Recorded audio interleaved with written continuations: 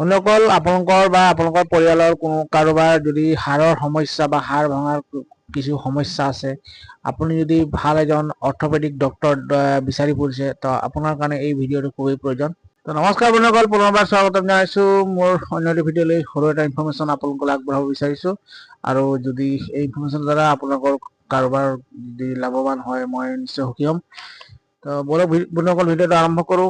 নমস্কাৰ বন্ধুসকল, মই বৰ্তমান উপস্থিত আছোঁ গুৱাহাটীৰ আমিন গাঁৱত, আৰু আমিন গাঁৱত এনেদৰে এখন মাল্টিপল হস্পিটেল আছে, য'ত আপুনি আপোনাৰ হাড়ৰ যিকোনো সমস্যা, হাড় ভাগি যোৱা, আপোনাৰ অপাৰেশ্যনৰ পৰা ইত্যাদি আপুনি ইয়াত ভাল এজন চিকিৎসক, হাড়ৰ চিকিৎসক ইয়াত আপুনি লগ পাব।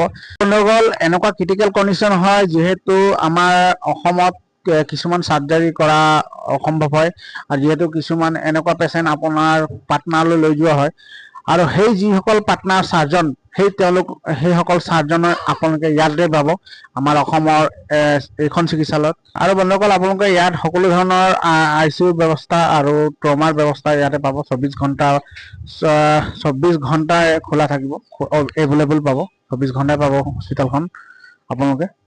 আৰু বন্ধুসকল, আপোনালোকক জনাওঁ যে এইখন হস্পিটেলতে আপোনালোকে পাটনাৰ পৰা যিসকল অভিজ্ঞ ডক্টৰ, অভিজ্ঞ চিকিৎসক মানে হাড়ৰ বাবে, তেওঁলোক ইয়াত আহিব, এইখন হস্পিটেলত আহে। আৰু আপোনালোকে এইখন হস্পিটেল দেখা পাইছে, এইখনে হৈছে পাটনা অৰ্থপেডিকেল ইষ্ট মাল্টিপল হস্পিটেল। এইখন আছে আপোনাৰ আমিন গাঁৱত, আৰু বাইহাটা চাৰিআলি যি মেইন ৰোড আছে, মেইন ৰোডৰ কাষতে এইখন হস্পিটেল আছে। আৰু আপোনালোকে আহি ইয়াত আপোনাৰ যিসমূহ হাড়ৰ সমস্যা আপোনালোকে ইয়াত ঠিক কৰি যাব পাৰে।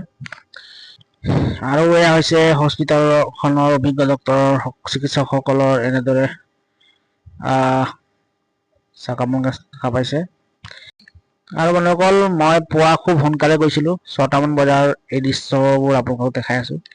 গতিকে সেইটো সময়ত পেচেণ্ট কিছু কমেই আছিল হস্পিটেলখনত।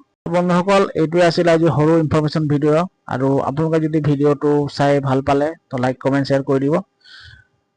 আৰু বন্ধুসকল, মই ইয়াৰ যি আপোনাৰ কণ্টেক্ট নম্বৰ, হস্পিটেলখনৰ কণ্টেক্ট নম্বৰ মই স্ক্ৰীণত দি দিম। আপোনালোকৰ যদি দৰকাৰ মতে, আপোনালোকে প্ৰয়োজন মতে আপোনালোকৰ কণ্টেক্ট কৰি ইয়াত আপোনালোকে আহিব পাৰে। পুনৰবাৰ সকলোকে মোৰ ভিডিঅ' চোৱাৰ বাবে অশেষ ধন্যবাদ। জয় হিন্দ, জয় অসম, নমস্কাৰ।